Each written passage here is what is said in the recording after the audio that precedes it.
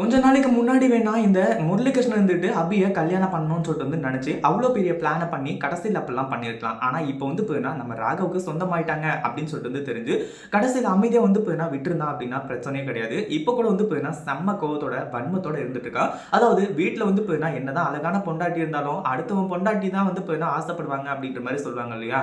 அந்த மாதிரி தான் போயினா இப்போ முரளிகிருஷ்ணன் பண்ணிட்டு இருக்கா ஒவ்வொரு விஷயமும் இருந்துட்டு இருக்கு. இதை போயினா இந்த இடத்துல இப்போ யாருமே எதிர்பார்க்கவே இல்லை. அதாவது இங்க போயினா கொஞ்சம் கூட இது எதிர்பார்க்காத போயினா சம்பவம் தான். நம்ம ராகவும் அதே மாதிரி ஆகாஷ் இவங்க எல்லாருமே போயினா இந்த முரளிகிருஷ்ணன் மேல செம்ம கோவத்துல இருந்துட்டு இருக்காங்க.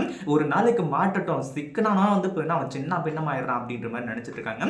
ஆனா இப்போ இந்த முரளிகிருஷ்ணன் பண்ற ஒவ்வொரு வேலையும் போயினா எப்படியாச்சும் சீக்கிரமா நம்ம ராகவியும் அபியையும் பிரிக்கணும், அதையும் தாண்டி ராகவ கொன்னாச்சு கூட போயினா அபி அடையணும் அப்படின்னு சொல்லிட்டு நினைச்சிட்டு இருக்கான். அதனாலதான் போயினா இப்போ இது எல்லாத்தையுமே இவன் பண்ணிட்டு உட்கார்ந்துட்டு இருக்கான். உண்மையிலேயே இது எல்லாமே அதிர்ச்சி தரக்கூடிய ஒரு விஷயமா தான் போயினா இருந்துட்டு இருக்கு. அதுக்கு முன்னாடி என்னவெல்லாம் நடக்குது அப்படின்னு சொல்லிட்டு பார்க்கறதுக்கு முன்னாடி இப்பதான் நம்ம சேனலுக்கு ஃபர்ஸ்ட் டைம் வரீங்க அப்படின்னா கீழே இருக்க சப்ஸ்கிரைப் பட்டனை பிரஸ் பண்ணிக்கோங்க.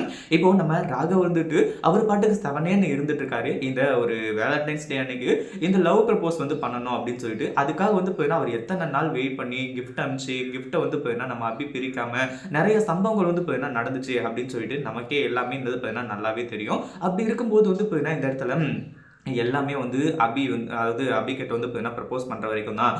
அதுக்கப்புறம் போயினா அபி தன்னோட காதலை அக்செப்ட் பண்ணிட்டாங்க அப்படின்னா அதுக்கப்புறம் நல்லதாவே நடக்கும்னு நினைச்சாங்க.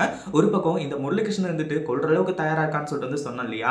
இப்போ நம்ம இவங்க அதாவது ராகவ் போயினா இந்த இடத்துல இல்லைனாலுமே கூட அதாவது இல்யூஷனையும் போயினா கொல்லணும்னு நினைக்கிறாங்க. அதாவது கழுத்தை பிடிச்சி நெரிச்சு உன்னை கொல்லாம விட மாட்டேன்டா நானு அப்படின்றமோ சொல்லி இந்த முரளிகிருஷ்ணன் இவ்வளவு வன்மத்தோட இருக்கிறது உண்மையிலேயே எல்லாருக்குமே போயினா அதிர்ச்சியா தான் ஏற்படுத்துது. இதை பத்தி நீங்க என்ன நினைக்கிறீங்க? அந்த வீடியோ பிடிச்சிருந்தா லைக் பண்ணுங்க, ஷேர் பண்ணுங்க.